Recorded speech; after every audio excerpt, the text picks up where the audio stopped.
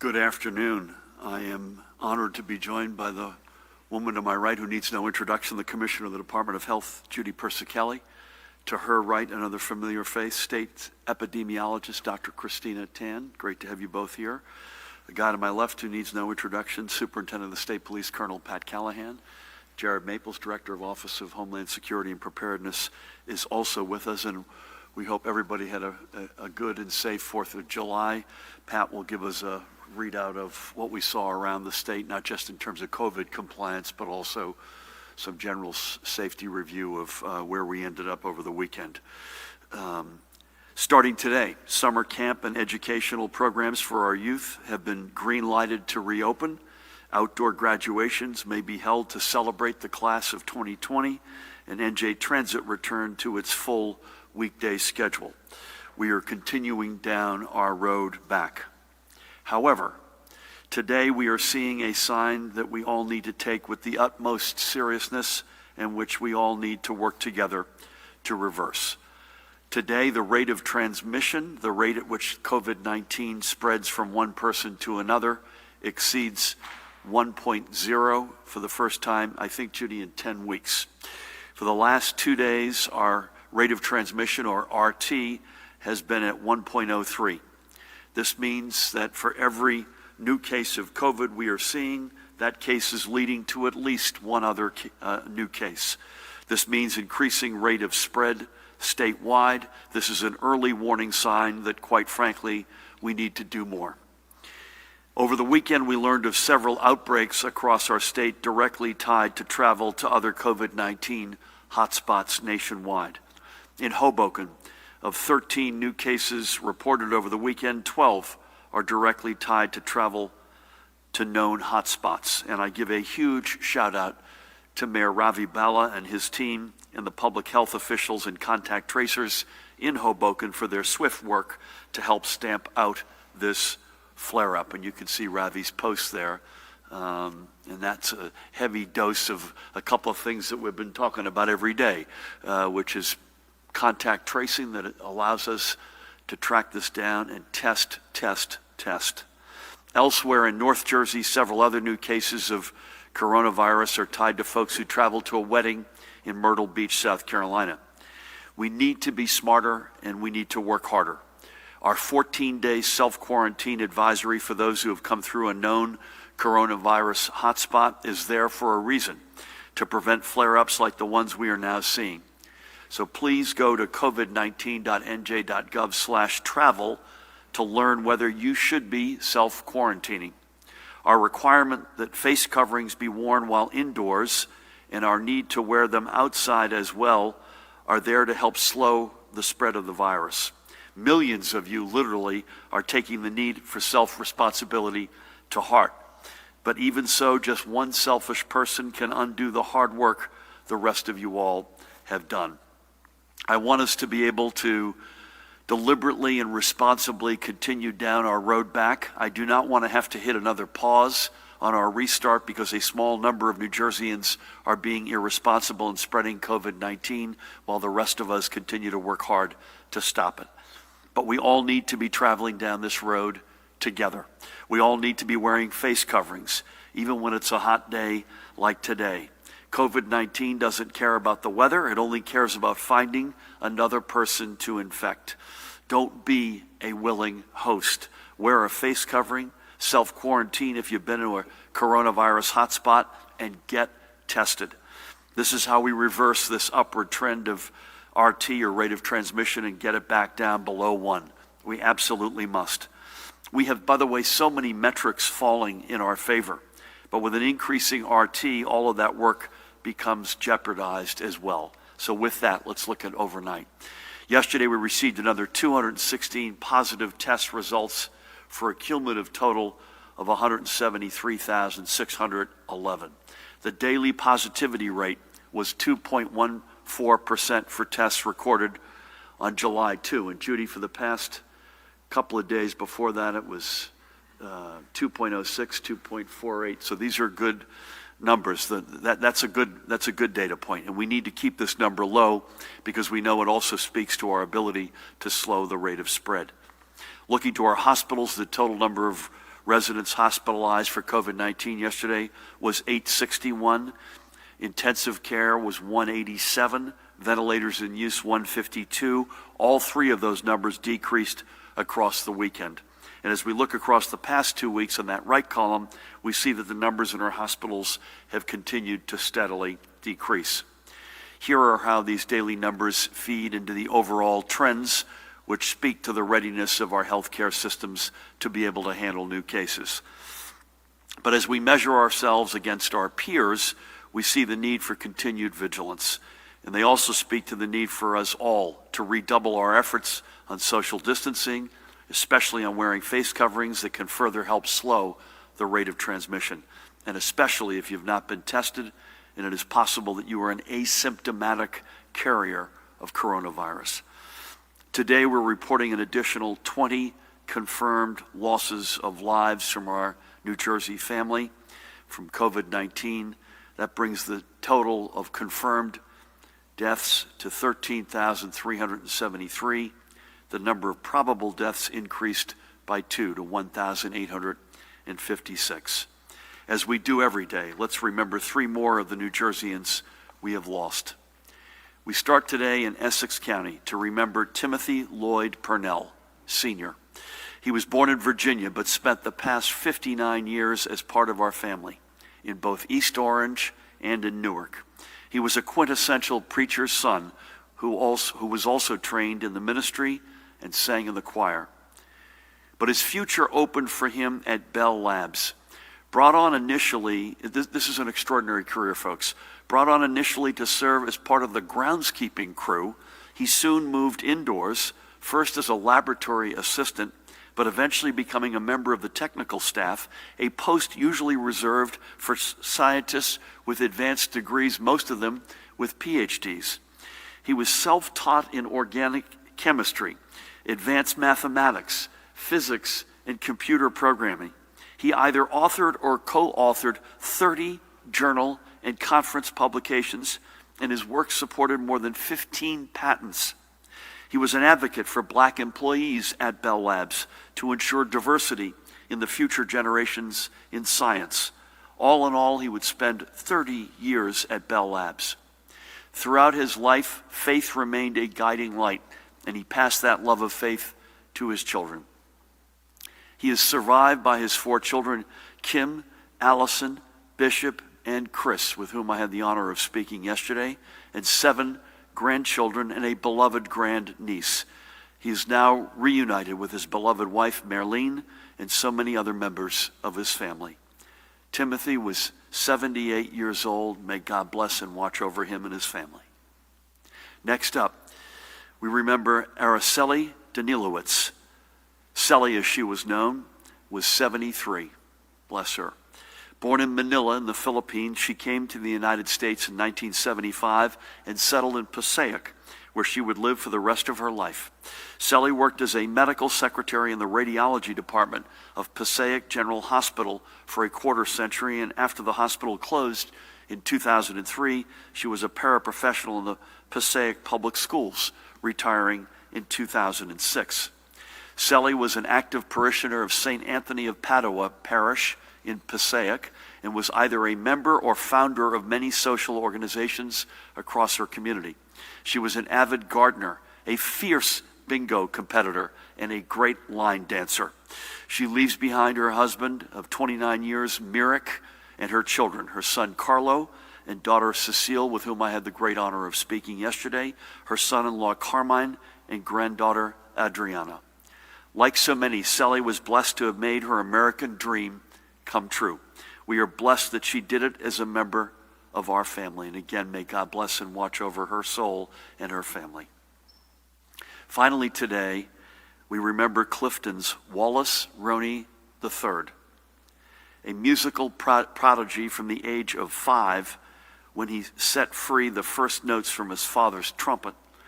He attended Philadelphia's Settlement Music School, where he studied trumpet and music theory.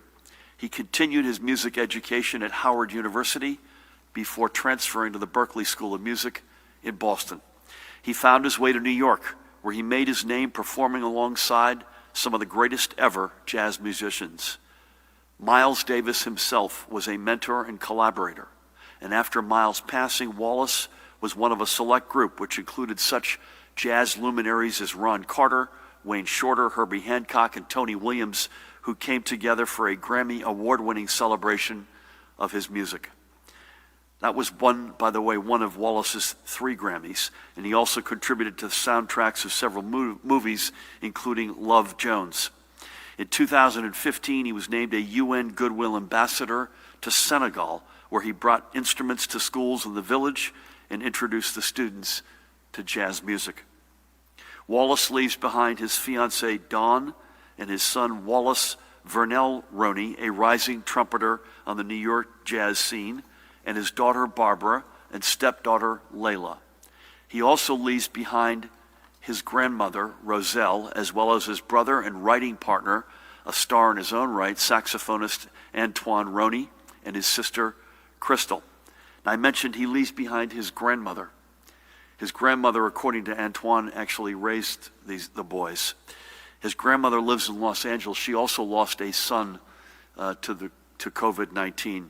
His grandmother, by the way, is 104 years old. We thank Wallace for his many years of music, and again, may God bless his memory, his soul, and watch over his family, including his grandmother. It is for them and for every New Jerseyan we have lost that we need to redouble our efforts to get our rate of transmission back down and to once again put ourselves in a place where the spread of COVID-19 is slowing dramatically. This thing is brutal, folks. You cannot take this for granted. Although he played at the Paper Mill Playhouse, he had no real Jersey roots, but you probably saw that actor Nick Cordero passed away yesterday at the age of 41. We just cannot. He battled that thing for months. I think he got sick in late March. This thing is brutal. And in some cases, it hits you and it passes and you never knew you had it. And in other cases, in our case, 15 or more thousand people, it crushes you. Yes, it crushes older folks more frequently. Yes, it crushes folks, as Judy reminds us, with comorbidities more frequently, but it takes out younger folks as well. We can never take anything for granted here. So please keep practicing your social distancing. If you've been traveling through a coronavirus hotspot, self-quarantine, please, for 14 days and go out and get tested. And most importantly, mask up. A face covering is what protects you from unknowingly spreading coronavirus for others. As I was out along our shore this past weekend, I saw many residents wearing a face covering while they were on the boardwalk and walking around, but I saw many others, many others, who were not showing the same courtesy to their fellow beachgoers. Let's all get on the same page. Face coverings are how we show others that we care about our communities. Face coverings are how we slow the spread of COVID-19. Face coverings are how we protect the public's health and save lives. This isn't about you. It isn't about politics. It isn't about how you think you look in the face covering. It's about us being able to continue down our road back as one New Jersey family.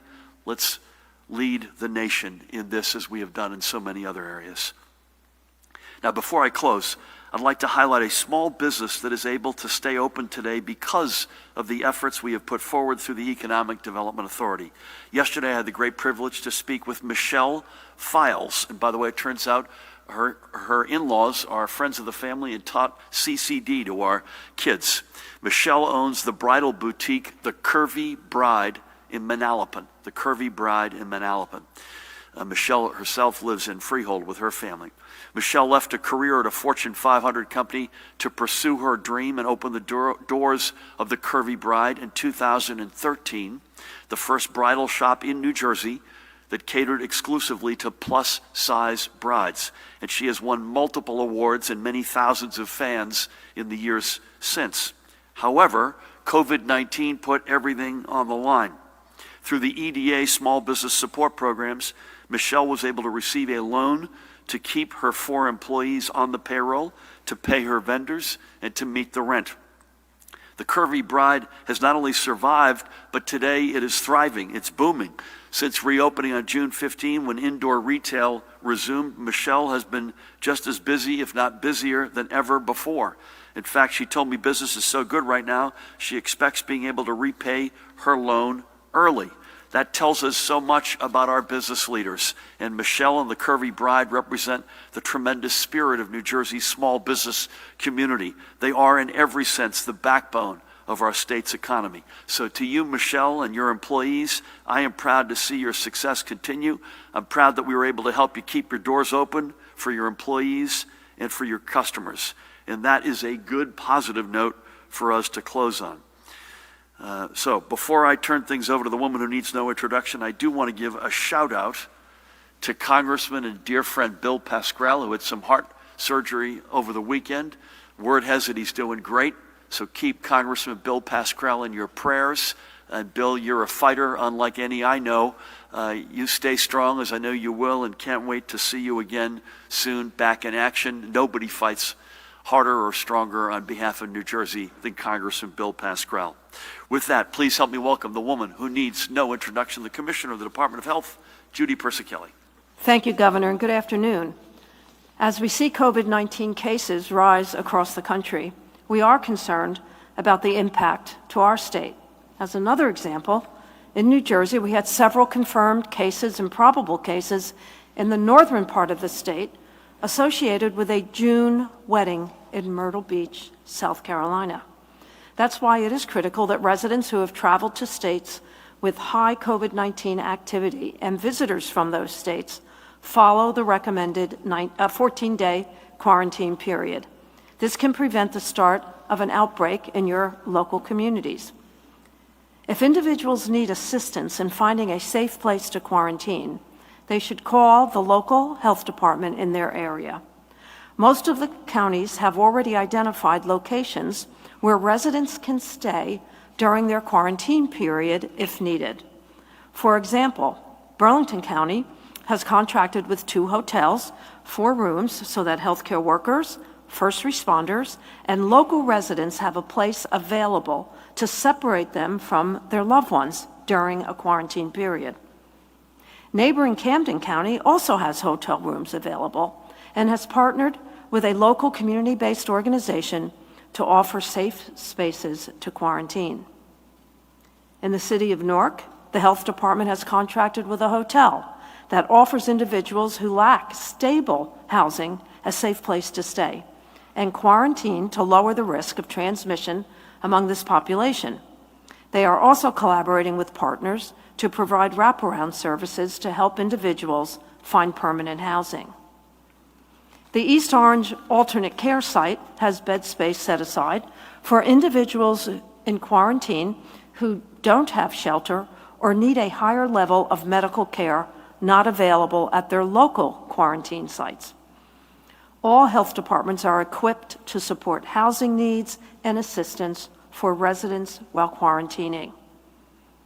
Recognizing that some residents need a higher level of medical care not available in their local quarantine sites, the Department of Health has hired a medical quarantine director to assist with placing these individuals safely. We know it is an inconvenience to separate yourself from others and to stay home for 14 days, but it is vital to breaking the chain of transmission. State and local governments can assist you during quarantine. Please reach out if you need support. Again, you can call your local health department or NJ.com to find assistance.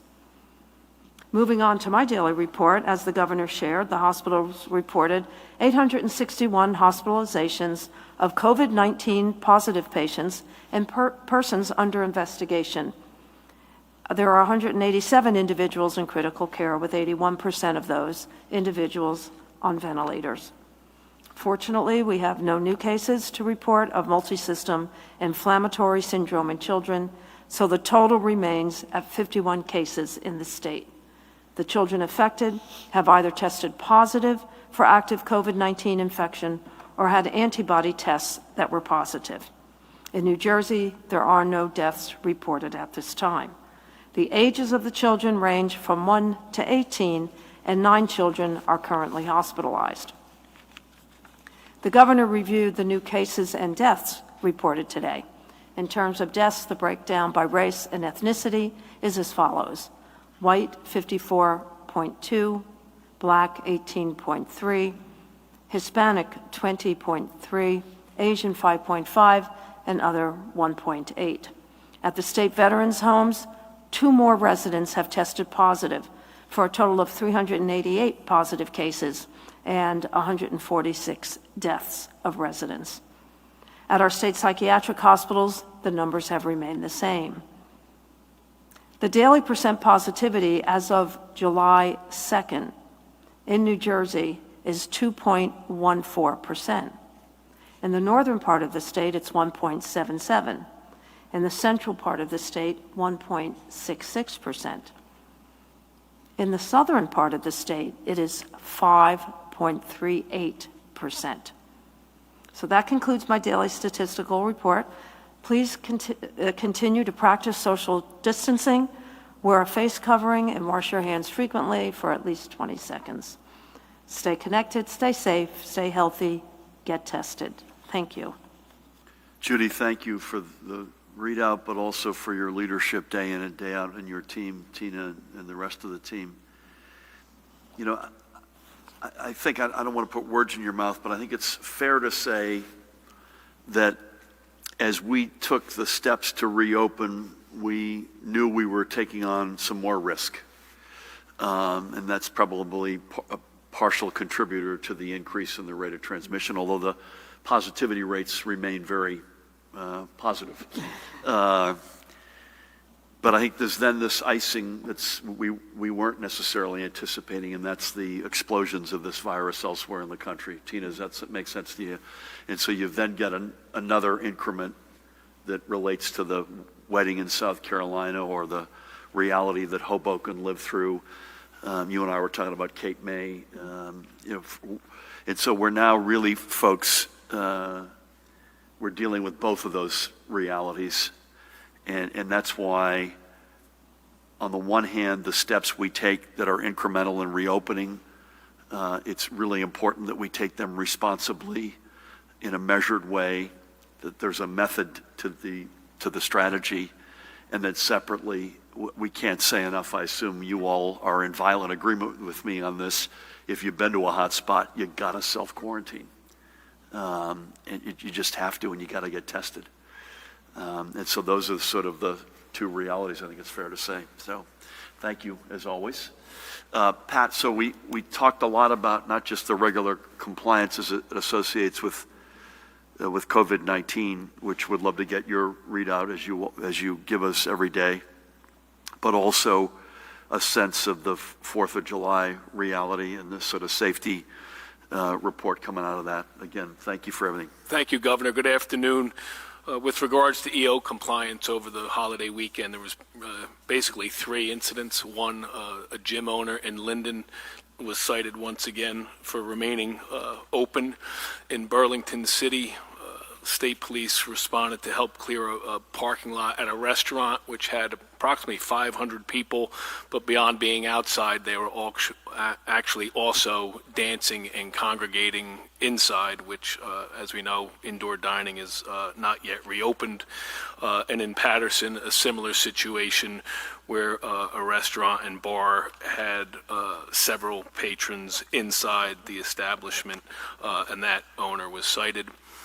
To the governor's point with regard to the weekend, I know I had mentioned public safety. In Atlantic City, most of you know there was a protest in an attempt to shut down the AC Expressway, but that was a generally peaceful protest. 6 people total were arrested there.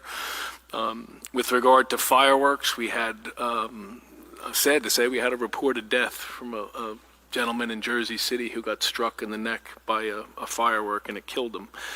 We had 6 serious injuries from fireworks and 3 minor throughout the state.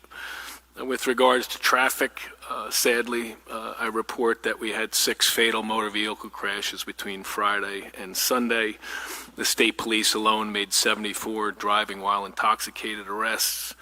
And with regards to shootings from July 3rd to the 5th, There were 9 shooting incidents with a total of 10 victims. Also sad to tragically report that 3 of those victims succumbed to their injuries. But to end it on somewhat of a high note, if I can, it was a jet skier who had a malfunction with her jet ski down by Barnegat Light, and her family put out a missing persons report, and our aviation troopers went up and found her by Clam Island in a broken down jet ski. She had been out there a few hours and actually hoisted her to safety and flew her over to the U.S. Coast Guard station at Barnegat Light, where she was reunited with her family. So that was certainly a positive story that I was glad to report that she was okay. Thanks, Gov. Thanks, Pat. The contrary to the rumors, that was not Judy. But God bless the loss of lives. And folks, I'm all for dancing. That sort of stuff indoors, that can't happen. That can't happen. That's exactly why Arizona and Florida and Texas and other places are exploding, because they allowed congregation to happen indoors. We just can't. We're not there yet. I think we're going to start Ask One over with Dustin. I'm breaking a little bit of news here. We're going to go to beginning today, unless you hear otherwise. And sadly, given the world right now and the state of COVID in the country, we may shift courses, but we're going to go to a Monday, Wednesday, Friday schedule beginning today. So unless you hear otherwise, we'll do our best to keep it plus or minus at 1 o'clock each day, but we're going to begin that process today. So we will not be with you tomorrow. We'll be with you electronically. We'll have a virtual release, Mahan, I assume, each day, just as we have been doing on weekends. And unless you hear otherwise, we'll be with you at 1 o'clock on Wednesday. Thank you. Please. Commissioner, you said last month that nearly all long-term care facilities had fulfilled the requirement that they test staff and residents by the end of May. Have you gotten 100% compliance on that? Are those results reflected on the Department of Health dashboard? And is the state going to require testing on a regular basis? Governor, on Meet the Press yesterday, you said you think there should be a national mask requirement, certainly when you're going out as well as indoors. Are you going to require people in New Jersey to wear face masks outside? And can you give more specific locations on the outbreaks? And then, did you know about or support your chief counsel's directive to the health commissioner to fire her inner circle in your office's attempt to find leaks? And what kind of message does that send to employees who may not be doing anything wrong but are still vulnerable to punishment? Is that it? Judy, long-term care, did you hear that? So was your question, Dustin, where are we on testing in long-term care facilities, please? Last month, she said, I think something like 98% had completed. So I just want to check back up on that, see if there's 100% compliance and whether that will be regular testing. So I think this is us, by the way, not you, Dustin. Last month you had said 98% have been tested in long-term care. Yeah, we have 100% baseline testing has been completed, and of residents and staff, and many, I don't have the number, but many are into retesting. The recommendation is to retest negatives and retest staff every week. On masking, I think we were the first state, Matt Plotkin is with us, in America to mandate masking indoors, and I'm glad we did.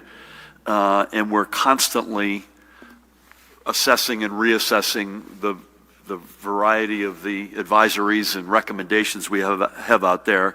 We're looking at outside masking as we speak. So if I don't have any news for you today, but that is something, again, the virus, just to repeat a point we make all the time, the virus is a lot less lethal outdoors than it is indoors, but that does not mean it is not lethal. And it does not mean that you can't still spread it. And that's something I know that we're looking at. The outbreaks, I know Sussex County, Judy, was the family related to the wedding in Myrtle Beach, to the best of my... Sussex and Morris. Sussex and Warren. And Hoboken, I don't know that we know I personally don't know the hot spots for Hoboken, Dustin, but according to Mayor Bala and his team, 12 of the 13 were from hotspot states. Do you have any more color on the? Yeah, I've got nothing to add on who's working and who's not working, other than I don't know where we'd be without Judy, period, full stop, the best health commissioner in the country. Thank you. Brent. Good afternoon, everyone. So what would it take to require masks outdoors? You mentioned coming from other states. Are most of these new cases coming from travelers from out of states? Are we seeing rises from beaches or protests or anything else? There are thousands of migrant workers from southern states picking blueberries in South Jersey now. They are not following the quarantine order, and their employees won't allow healthcare officials onto farms to test them. Shouldn't testing be mandatory as it is in nursing homes, and if not, why? Should a voter who is sick awaiting COVID-19 test results or is following your quarantine directive who did not receive their vote by mail ballot go to the polls and vote provisionally? And Commissioner Persicelli, have you said you would resign, and is the ongoing investigation into members of your staff making it difficult to do your job? I'm going to continue to say I've got nothing to add on that. Nothing to add. I incorporate my prior answer by reference. What would it take, Brent? I think it's something we're looking at real time on the masking outdoors. There is the obvious challenge that Judy and I and Pat as well have spoken to, which is you want to put something in place that you believe you've got a high likelihood of the ability to enforce. And this one is more challenging than some other, either you're indoors or you're outdoors. That's fairly easy to determine, but bear with us on masking. Again, I'm proud that we were the first state in America to mandate them indoors.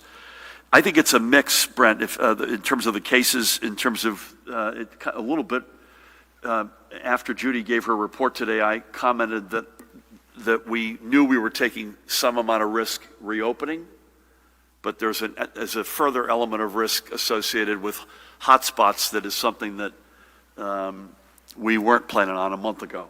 I don't know that we have an exact breakdown between the two.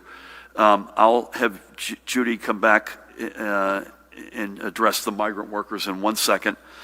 I have to say this. If you're sick and you're awaiting a test, Judy, tell me where you are on this. As much as I want you to vote, I'm not wild about your going out into a public place. So I think what you should do is, if that's the case, get a hold of your county clerk literally the minute you're hearing these words come out of my mouth, and get their advice in your county as to what to do. Hopefully still be able to get a ballot. Remember, tomorrow's election day, and it has to be postmarked, as we've discussed here, at latest by tomorrow. And that's the advice I'd give. Judy, anything you want to add to that, but also on migrant workers and the testing protocols there? Yeah, we have a task force working with the FQHCs in New Jersey to test the migrant workers. We have tested about 3,900, and we are working with the farmers to try to encourage testing in all of the sites. What we don't have is the exact number of migrant workers who are in New Jersey right now, because it ramps up. And we've got the blueberry migrant workers right now, but it will ramp up as the season goes on. So we're working with Department of Agriculture for those numbers. Any different guidance on voting? Would you stay home? If you're sick, don't go out. Yeah. You can't. So get your county clerk, get a hold of them ASAP.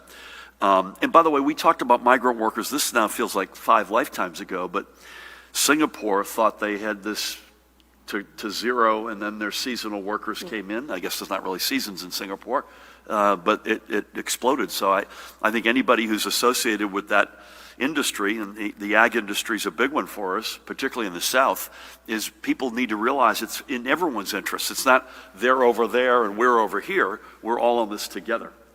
So thank you for that. And the workers themselves have been very cooperative. Yeah. The workers. Great. Please, good afternoon. Good afternoon, Governor. What is your level of concern about the non-cooperation with growers and their hesitance to have migrant workers tested on their farms? Do you support the recently proposed bill that would mandate such testing? What kind of mask requirement do you want to see on a national level, and how would it be enforced? The rate of transmission has been increasing more or less steadily ever since the state entered stage 2. Do you attribute that growth to any of the decisions in opening up to stage 2? And the rate is up, but the hospitalizations continue to drop. Is there anything to make of that? Thank you. Thank you. The level of concern, I think we just addressed that among the growers and the seasonal workers. And it's something that it's one of the communities that from the get-go in terms of testing protocols, Judy's had in her top rung in terms of vulnerable communities. I won't comment on a particular bill, but if you're in a vulnerable community and one that we think is particularly exposed, our objective has been from moment one to test the entirety of that community. And so, again, putting aside what the bill looks like, that's an objective. Long-term care, our corrections communities, our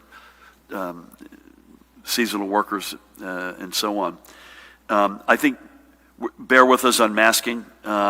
Again, I'm proud of the fact, I'll repeat it again, that we were state number 1 to mandate them indoors.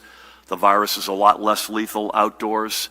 There's more mask wearing anecdotally than there was 2 weeks ago, but there's still not remotely enough outdoors. And that's something that we are, Judy and the rest of us are looking at this. You know, I think I've said this, I'll repeat it again and ask Judy or Tina, how much of this is related to stage 2? How much of it is related to hotspots? I don't know that we know, but it's a combination. In the first part, we knew when we opened up the state again, we said this, we're taking on more risk, and that's going to lead to more transmission, but we felt it was responsible and manageable. I don't know that a month ago anyone would have anticipated that Florida would be printing 10 or 11,000 positives a day, or Texas, Arizona, parts of California, et cetera. So I think it's a mix. And how do we feel about rate of transmission going up, yet hospitalizations are going down? I've already spoken to the first piece, although Judy may want to weigh in. We're happy hospitalizations are going down. That's a good thing. But remember also, if you're a newly hospitalized person, it's a little bit of a lagging indicator. The rate of transmission is a here and now. The spot positivity is a here and now. The new hospitalizations is also a here and now, but it's from somebody who, in the most unlikely circumstances, didn't just get it yesterday and have the symptoms today that would warrant being hospitalized. It's a little bit of a lag, a modest lag. Anything you want to add to any of that? Tina, you good with that? Again, we don't go crazy necessarily on the day-to-day numbers, perhaps going up or down, whether it's RT or other metrics that we take a look at. We also recognize, too, that even though the hospitalizations might look okay right now, we have to recognize that's also a lagging indicator as well. So again, we have to just keep on looking over time and continuing monitoring. But that said, it doesn't change what our responsibility is as far as, taking that responsibility to still do the same public health management efforts with masking up, with keeping social distancing, with washing our hands. So, again, we can't really control necessarily what might be coming in that we can't predict is going on, but at the same time, there are a lot of things that are within our control that we can actually take steps to do the best we can to minimize disease. I would add one thing, and I'm not trying to make news here, other than we've beaten masking to death here, and we're going to be coming back on masking. I think one thing that this leads me to, Judy, is that we're not going to be jumping the gun on a whole lot more opening up steps right now, I would think, right? So we're at where we are now, and my guess is we're going to be there for a bit. If we see these numbers, particularly the RT, go down again precipitously, and the spot positivity rates stay down, that will allow us to take some steps that I don't think we feel comfortable taking today. And Tina made a very good point here. 1 or 2 days does not a trend make. So even when we define hotspot states, Judy and Tina and team are saying that it's data that's on a rolling 7-day average. And so, and particularly coming out of a holiday weekend, which may also distort numbers, et cetera. Thank you. Sir, do you got any? Yep. Hang on one I second. love your T-shirt, by the way. Thank you. You said before that weekends and holidays can throw off some of the numbers. Do you believe that the numbers that came out are lagging or indicators are suspect? How would a nationwide mask mandate happen, and should Congress be involved? And then the last question is, why have you not issued a mask mandate like the governors in Texas and Pennsylvania?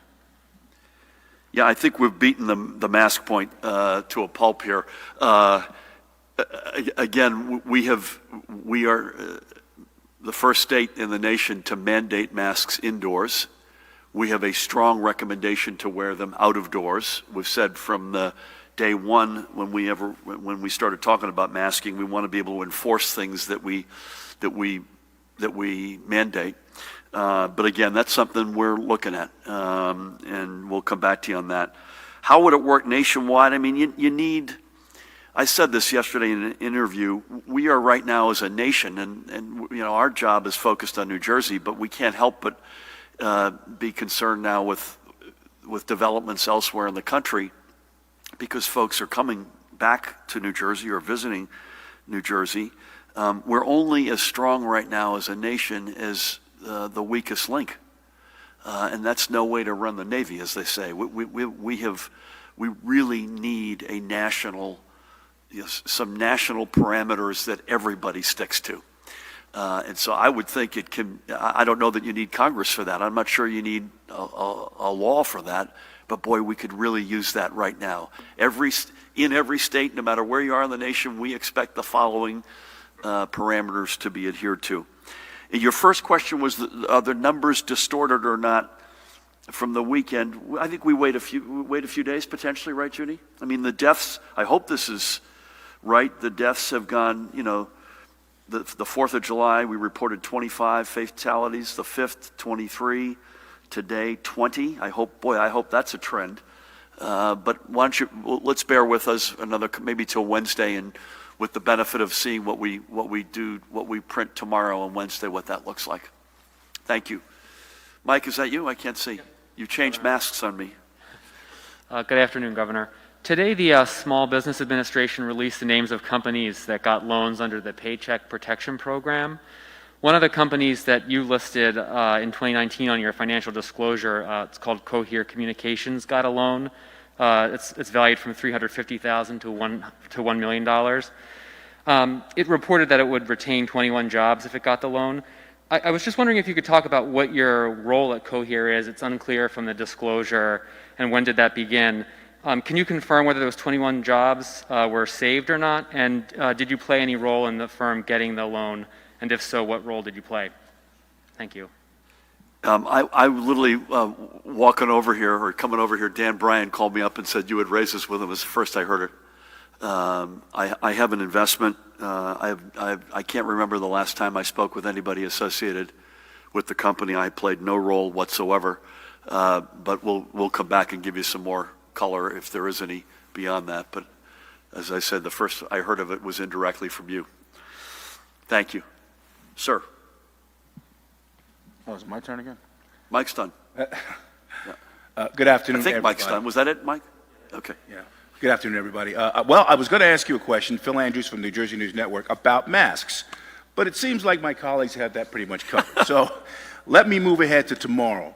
What are you going to be looking at as far as the primary is concerned, and what do you need to see from tomorrow's primary for your decision come the fall in November? What is it you're going to be looking at? Is that it? Yeah, I'm going to mask up now. Mask up, exactly.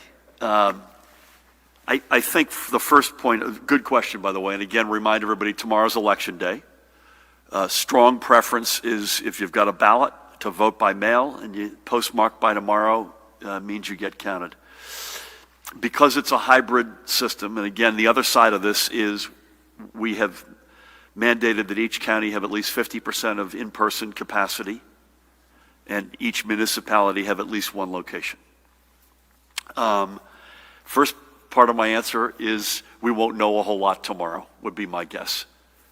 This is going to be something that I think will take some number of days to really give this the postmortem that it needs. But obviously, we'll be looking at overall, we'll be looking at turnout. The more people, we're huge believers is the more people who vote, the better, and that's a good sign that you've got democracy going in the right direction. So turnout will be a key fact that we'll be looking at. Secondly, I think we'll be looking, as we've discussed often here in answering questions, were there any obvious breakdowns in the system? Either that's physical, in-person voting breakdowns, or on the other hand, breakdowns in the vote by mail piece of this. And I would say on that list, as it always is, we're going to be watching very closely for any shenanigans that we hear about, any voter suppression, anybody who's trying to job the system. But it will, in fairness, I think, take some time to give a full accounting for how this worked. The good news is we have time in order to make the decisions that we'll need to make for the November election. But our premise begins and ends with the fact we want as many people as possible having the ability to vote. Thank you. Sir. Thank you, Governor. Today we saw pictures of people not wearing masks while using NJ Transit. How is that enforced, and what happens if that trend continues? Will you have to cut capacity? And last week, in reversing that decision on indoor dining just 3 days before it was set to resume, many restaurants had already hired back staff and ordered food in anticipation of indoor dining. That left some restaurant owners out thousands of dollars. How can the state make it up to those businesses that have already been hit so hard by the virus? I have not seen the pictures on NJ Transit, but if Mahan can get them or look at them, that does not make me happy. I assume it doesn't make you happy either. And so there's some amount of discretion given to the operators, and there is some amount of carve-outs, I think, where health does not allow it, I believe under the age of 2. But as a general matter, that's not a happy reality. We need folks, without question, to be masked up inside, and that includes NJ Transit. Listen, in a perfect world, we're not making decisions with only 3 days to go. Judy and her team and our folks were on intensively last weekend. We were looking with horror as cases began to explode in other states that we've mentioned. And the risk, and by the way, looking at why they were exploding. So someone asked this earlier, and I realized we never addressed this. Judy, I don't think we've got, or Tina, we have no evidence to repeat again that people going to the beach, going to a park, protesting peacefully, that's led to the increase in the rates of transmission. This is overwhelmingly, the experts will tell you, is an indoor reality. And so we then got to Monday morning, and we were horrified by what we were seeing. And so we had to put the brakes on it. I have nothing but sympathy for the small business community generally, and particularly in hospitality, which has been crushed. We'll do everything we can. The EDA will do everything it can, but it's another opportunity to remind folks that we need direct federal cash assistance, and a very good use of that cash assistance would be to go directly to the small hospitality folks, including the folks who had hired the team back, who had bought the meat, whatever it might be. It gives us no joy to have done that. But the alternative, I just have to and by the way, we have been aggressive on outdoor dining, aggressive on signing laws to allow takeout alcohol and other steps. So, we have worked as best we can with the industry, but, the alternative at that point was a fairly horrific potential to be indoors. Again, remember the combination of data points, indoor dining or indoor drinking. You're indoors, you've got a ventilation issue, you're in close proximity, you're sedentary, and by definition, you have to take this off in order to eat or drink. And that that's a really bad set of data points. So we will do everything we can for the industry. We have nothing but sympathy. It's been a crushing reality for restaurants, particularly the mom and pop operators, which is overwhelmingly the case in our state. We'll do everything we can through the EDA, but we need to be able to borrow money. We need to be able to get federal cash assistance. We need to look at revenue raisers that have to be on the table. And part of a big reason, it's not the only reason, but a big reason, a big group that would be benefit from that would be the hospitality industry. With that and a theme of the day here, I will mask up and say again to Judy and Tina, thank you for everything. Pat, likewise, with you in prayer. Jared, Matt, Mahan, and team will be back again, unless you hear otherwise, Wednesday at 1 o'clock. And in the meantime, folks, please keep up the extraordinary work. If you've not been to a hot spot, keep doing what you've been doing. Social distance, wear a face covering, wash your hands, as Tina said, with soap and water. And if you don't feel well, don't go near other people. Get tested. We've got the testing capacity. Fire away. If you have been to a hot spot, we need you to self-quarantine. And the list of states, Judy, is on our website. We'll update that on a periodic basis. But if you've been to a state that is a hot spot, self-quarantine and get tested. Quarantine and test. We need you to do that, folks. And if we do all of the above, we'll get that rate of transmission back down. We'll keep the spot positivity rates low. Hospitalizations, please, Lord, low as well. And we'll fight our way through this. God bless you all. Thank you.